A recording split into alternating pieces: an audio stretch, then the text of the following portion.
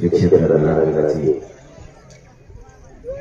निवृत्त देवमूर्ती गुरुवरे आपले सगळ्यांचे माझे सर्व गुरुवरे शिवाजी महाराजजी यांच्या चरणी नतमस्तक होतो. आज 25वा वर्ष आपल्या गवळवडीमधील कीर्तनाचा त्यानिमित्त सगळ्या रामराला खूप खूप शुभेच्छा. मला वेळ बोलता येतो मुलीच होती इथं बोलायचं. व्यासपीठ पाहिजे मला आरक्षणच. वारकरी संप्रदायाच्या व्यासपीठावर जास्त बोलत म्हणलं लोड येतो.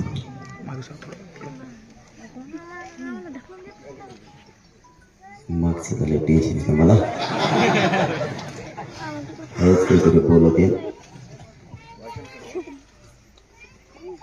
बाबाजी माझ्यासाठी काय हे शब्दात सांगणं अवघड, पण दुसरा कोणी गेला असतं ना पाणी येत नसतो मी आरक्षण घेतल्याशिवाय. या राज्यातल्या मराठ्यांनी आणि या राज्यातल्या सरकारने बरोबर माझी नस ओळखी. याला पाणी कुणी दाखवायला पाहिजे. माहिती तर कुणी आला ना त्याला सुटत नाही आपल्यापाशी. महाराज नुसते गडामध्ये गेले म्हणजे मला फुल टेन्शन येतं तिकडे. मला हळूच का ना सगळे बाबा निघाले म्हणलं काहीच मला वेट मिळाल्या बाहेर नाही.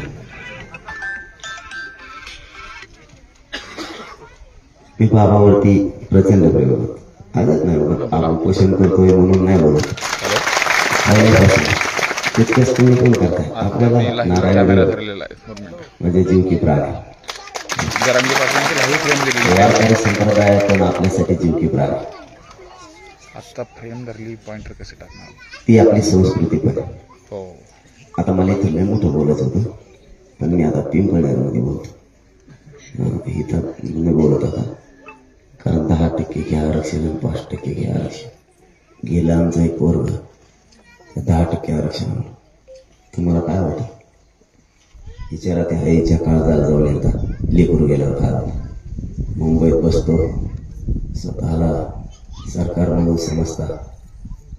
आमच्या पोरांना अधिकारी बनण्यासाठी ते मोठे होण्यासाठी आरक्षण पाहिजे म्हणून आमचे आई बाबा रात्रंदिवस काम करतात की आमचे लेकर अधिकारी होते. तुम्ही 10% आमच्यावर थकलो न टिकणार. गेला आमचं या गोळवडीतलं एक पोर. आता याच्याबद्दल सरकारला तिकडं पिंपळनेरमध्ये चांगलं सांगतो. आता इथं नाही सांगत कारण ही जागा ती नाही.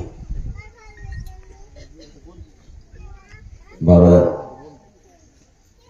आता जरा मला आंदोलन करायचं वेळ आला तर एवढी बरं येऊ नका कारण एक शेवटचा दणका आम्हाला हाणवलाच नव्हता. गवळवाडीच्या आणि परिसरातल्या बांधवांना एकच सांगतो तुमच्या जीवावर लढतो आणि तुमच्या मुलाला म्हणून लढतो. जर सरकारने अशी दडपशाही दहशत जर चालू ठेवली तर आता अंतर्वालीला हात दिल्यावर आला होता तुम्ही 1.5 ते 2 कोटींनी. पुन्हा जर तशी वेळ आली महाराष्ट्रात बीड जिल्ह्यात आणि बीड जिल्ह्यातल्या गावागावातला एक बी माणूस घरी नाही राहिला पाहिजे. 4 कोटी गावाची गावं झाडांपासून जर ठरलंच मग या वाटत ठरत लागल्यात पळायला कालपासून ती.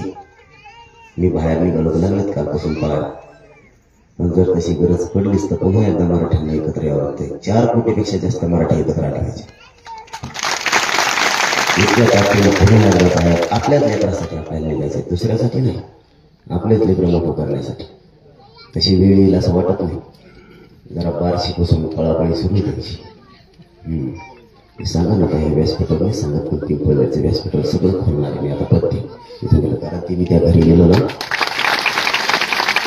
भैयाच्या त्या घरी गेलो तर मला असं झालं कारण माझं म्हणणं बाबा आत्महत्या करू नका.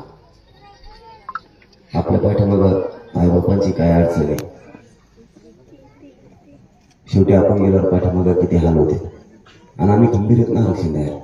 तुम्ही फक्त म्हणू नका आणि तुम्ही मेलात तर ते आरक्षण घेऊन करायचं काय. पोरच जर नाही राहिले आरक्षण घ्यायला त्या आरक्षणाचं काय करायचं. तुम्ही फक्त आत्महत्या करू नका. कसे देत नाही मी बघतो. मी सगळी बाजी लावलेली मी तर तळ हातावरच जीव घेऊन आणतोय सध्या.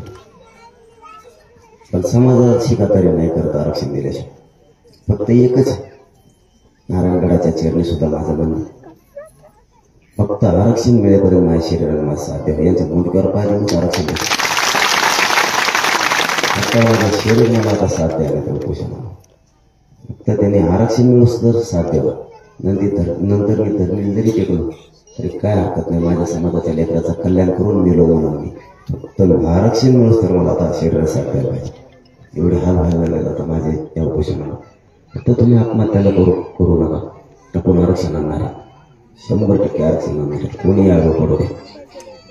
आणि जाता जाता पुन्हा एकदा बाबांचे चरणी नतमस्तक होऊन आपल्या गावकऱ्यांचं 25व्या वर्षी कीर्तनाचं पूर्ण गावकऱ्यांना मला मनापासून शुभेच्छा देतो.